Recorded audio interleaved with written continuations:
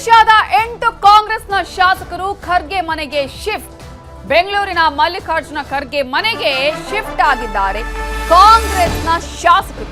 ಒಡಿಶಾದ 8 ಮಂದಿ ಕಾಂಗ್ರೆಸ್ ಶಾಸಕರು ಎಐಸಿಸಿ ಅಧ್ಯಕ್ಷರಾಗಿರುವ ಮಲ್ಲಿಕಾರ್ಜುನ ಖರ್ಗೆ ಮನೆಗೆ ಶಿಫ್ಟ್ ಆಗಿದ್ದಾರೆ. ಬೆಂಗಳೂರಿನ ಮಲ್ಲಿಕಾರ್ಜುನ ಖರ್ಗೆ ಅವರ ನಿವಾಸಕ್ಕೆ ಶಿಫ್ಟ್ ಮಾಡಿಕೊಂಡು ಶಾಸಕರನ್ನ ಬರಮಾಡಿಕೊಂಡಿದ್ದಾರೆ ಡಿಕೆ ಶಿವಕುಮಾರ್. ಎಲ್ಲರಿಗೂ ಭದ್ರತೆಯನ್ನ ಕೂಡ ಒದಗಿಸಲಾಗಿದೆ.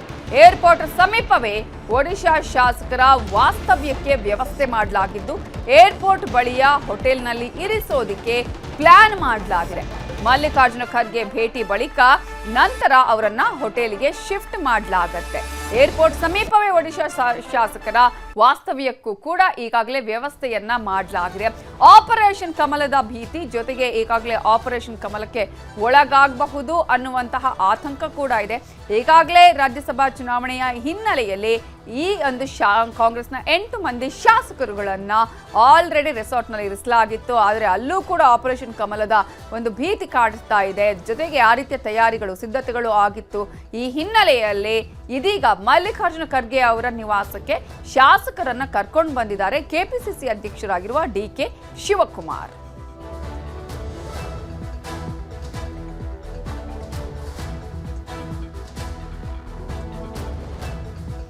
ಶಾಸಕರೊಂದಿಗೆ Kharge DK Shivakumar close door meeting ಅನ್ನ ಮಾಡಿದ್ದಾರೆ.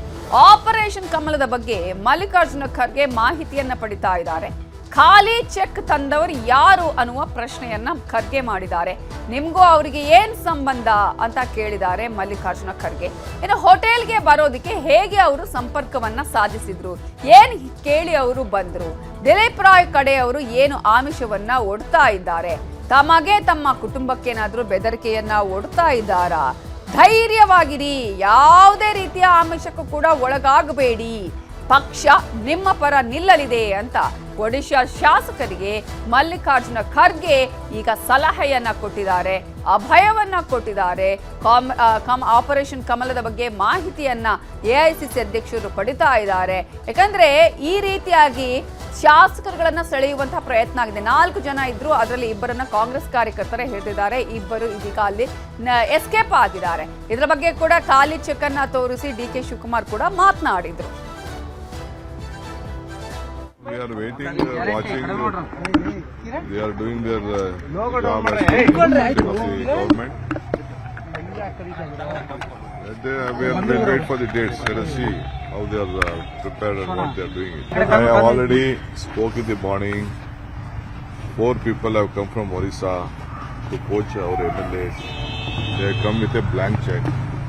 They have booked the room in the online, taking the help of our local BJP workers. They came to the resort. They tried to meet our MLAs.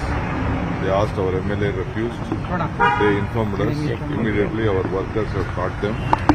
With the blank checks, they have handed over to the police. And they have offered about 5 crores to every MLA. They wanted to be MLAs.